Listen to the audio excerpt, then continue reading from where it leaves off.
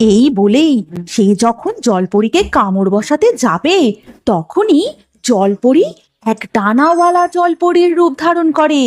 শিমুলতলির জঙ্গলের ধারে একটি বড় ও চওড়া মায়াবী জলাশয় ছিল, যেখানে অনেক রকমের মায়াবী জলজ প্রাণী বসবাস করত। ওই জঙ্গলের জ্যাকি শিয়াল রোজ সেই জলাশয়ের ধারে ছিপ নিয়ে মাছ ধরতে যেত, কিন্তু সে কখনোই জানতো না যে ওই জলের নিচে আসলে কারা বসবাস করে। জ্যাকি সেই নদীতে ছিপ ফেলে আর মাছ ধরে। এই নদীতে কত মাছ, কত মাছ! আর কি স্বাদ এই মাছের! সেদিন মাছ ধরতে ধরতে হঠাৎই নদীর পাড়ে সে একটি কাঁকড়া দেখতে পায়। আরে, ওটা তো কাঁকড়া! আমি কতদিন কাঁকড়া খাইনি। যাই, আজকে ওই কাঁকড়াটাকে ধরে খাবো। কিন্তু ঠিক সেই সময় সেখানে আসে রাজু শিয়াল, আর জ্যাকিকে দেখে মনে মনে বলে, কাঁকড়া ধরা হচ্ছে, কিন্তু তুমি তো ধরতে পারবে না, ওটা ধরবো আমি। এই কথা বলেই সে জ্যাকির পিছনে গিয়ে তাকে ধাক্কা মেরে জলে ফেলে দেয়। আর তারপরে রাজু শিয়াল ওই কাঁকড়াটাকে ধরতে যায়, কিন্তু কাঁকড়াও আর আসবে আমাকে ধরতে, কেমন করছে? এদিকে জলে হাবুডুবু খেতে খেতে জ্যাকি শিয়াল বলে, আমাকে বাঁচাও ভাই রাজু শিয়াল, আমাকে বাঁচাও, আমি যে সাঁতার জানি না। আমি আবার তোকে কি বাঁচাবো? এই কাঁকড়া কামড় করছিল, এখন আমাকে কামড়ে ধরেছে। ওরে বাবা! তারপর জ্যাকি শিয়াল হাবুডুবু খেতে খেতে অবশেষে জলের তলায় তলিয়ে যায়। কিন্তু জলের তলায় গিয়ে সে দেখে এক অবাক কাণ্ড। যেখানে তার মারা যাওয়ার কথা সেখানে সে দিব্যি বেঁচে আছে। তার শ্বাস প্রশ্বাস নিতেও কোনো কষ্ট হচ্ছিল না, এবং সে চারিদিকে তাকিয়ে দেখে সেখানে রয়েছে এক সুন্দর মৎস্য রাজ্য, আর তার চারপাশে ঘুরে বেড়াচ্ছে নানান রঙের মৎস্যকন্যা। তোমরা কি সত্যি সত্যি মৎস্যকন্যা, নাকি আমি মরে গিয়ে স্বর্গরাজ্যে এসে গেছি? না, তুমি জীবিত। এই মায়াবী জলাশয়ে কারুর কখনো মৃত্যু হয় না। তবে তোমাকে অনুরোধ করব, তুমি ফিরে গিয়ে আমাদের অস্তিত্বের কথা কাউকে বলবে না। আমরা তোমাকে রোজ এক ঝুড়ি করে মাছ উপহার দেব। ঠিক আছে, তাই হবে। আমি কাউকে বলবো না, তোমরা একদম ভয় পেও না। তারপর নীল জলপরি ও লাল জলপরি জ্যাকি শিয়ালকে নিয়ে জলাশয়ের উপরে পৌঁছে দেয়। তারপর নীল জলপরি হাত ঘুরিয়ে জাদু করে জ্যাকি শিয়ালকে এক ঝুড়ি মাছ উপহার দেয়, আর সেই ঝুড়ি মাথায় নিয়ে খুশি মনে জ্যাকি শিয়াল নিজের বাড়ির দিকে রওনা দেয়। ওরে বেটা, এর তো জলে ডুবে মরে যাওয়ার কথা, উল্টে এক ঝুড়ি মাছ মাথায় করে নিয়ে যাচ্ছে। ব্যাপারটা তো ভালো করে দেখতে হচ্ছে। এদিকে জ্যাকি শিয়াল বাড়ি পৌঁছতেই, এ কি গো, এক ঝুড়ি মাছ কোথায় পেলে? তবে বলি শোনো গিন্নি। এই বলে জ্যাকি শিয়াল তার বউকে পুরো ঘটনাটা খুলে বলে।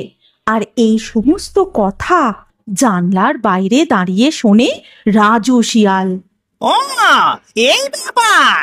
আমি এক্ষুনি গিয়ে ওই জলাশয়ে ডুব দিই, তারপর যেমন বলা তেমন কাজ, সে দৌড়ে গিয়ে ওই জলাশয় ঝপাং করে ডুব দেয়। এ কি, তুমি কে? আর তুমিও যে আমাদের দেখে ফেললে। আমরা তোমাকেও জ্যাকি শিয়ালের মতন জলাশয়ের উপরে পৌঁছে দেব, রোজ এক ঝুড়ি করে মাছ দেব। না না, আমাকে পৌঁছে দিতে হবে না।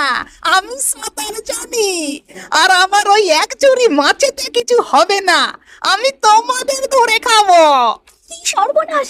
সখীরাও, পালাও এক্ষুনি, নিজেদের প্রাণ বাঁচাও। কিন্তু রাজু শিয়াল নীল জলপরীকে ধরে ফেলে এবং তাকে টেনে তোলে জলাশয়ের ওপরে। আমাকে ছেড়ে দাও, ছেড়ে দাও আমাকে। আমাকে এভাবে খেও না, আমাকে ছেড়ে দাও। তাকে ছেড়ে দেবো কি রে? এবার থেকে তোর মতো রোজ একটা করে জল পড়ি ধরবো আর খাবো। আর জলপরীর এমন কান্না শুনে জ্যাকি শিয়াল ছুটতে ছুটতে সেই জলাশয়ের ধারে এসে পৌঁছায়। এ কি করছো রাজু শিয়াল? ছেড়ে দাও মৎস্যকন্যাকে। তুমি নির্বোধের মতো জলপরীদের নিরীহ বলে মনে করো না। চুপ কর তো, বেশি বকিস না। আমার শিকার, এখন আমাকে খেতে দে। এই বলেই সে যখন জলপরীকে কামড় বসাতে যাবে তখনই জলপরি এক ডানাওয়ালা জলপরির রূপ ধারণ করে এবং উড়তে উড়তে নিজের জাদু দিয়ে রাজু শিয়ালকে ব্যাঙ বানিয়ে দেয়। ওয়াক ওয়াক ওয়াক ওয়াক, একে আমি যে ব্যাং হয়ে গেলাম, এবার তো তাহলে আমাকেও ওয়াক ওয়াক এই জলাশয়েই থাকতে হবে। Walk walk. বলেই সে ঝপাং করে জলাশয়ে ঝাঁপিয়ে পড়ে। তারপর শোনো জ্যাকি শিয়াল, তোমাকেও এই সমস্ত ঘটনা ভুলে যেতে হবে।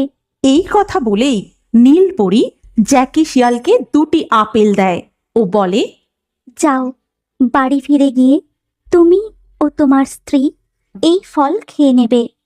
বিদায়।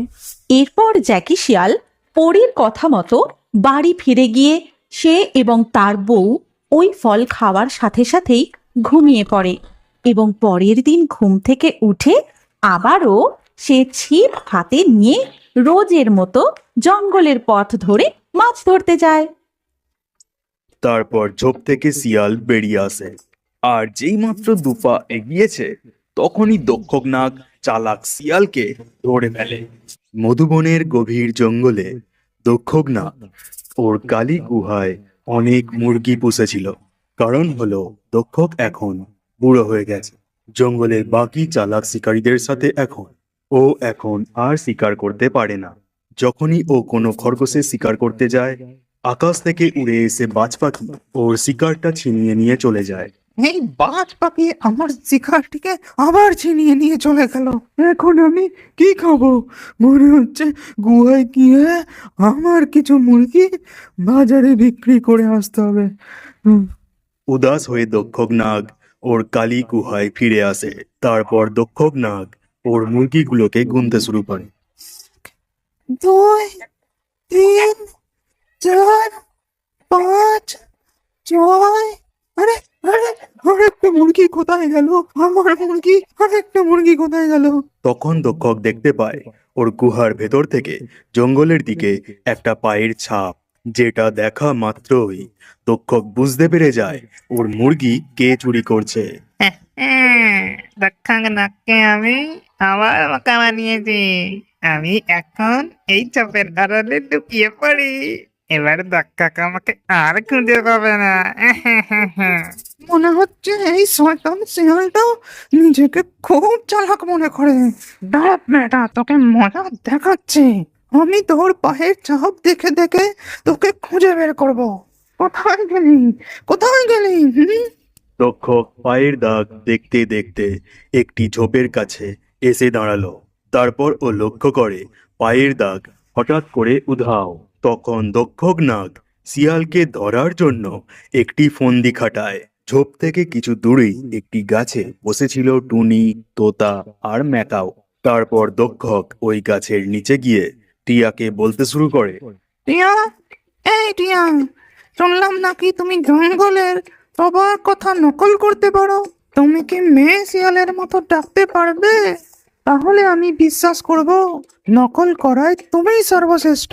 তখন টিয়া মেয়ে শিয়ালের মতো ডাকতে শুরু করে।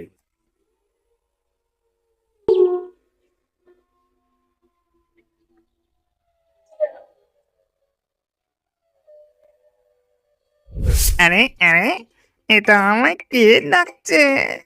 মনে হচ্ছে আমার বউ এসে গেছে। গিয়ে একবার দেখে আসি। তারপর ঝোপ থেকে শিয়াল বেরিয়ে আসে, আর যেই মাত্র দুপা এগিয়েছে তখনই দক্ষক নাগ চালাক শিয়ালকে ধরে ফেলে।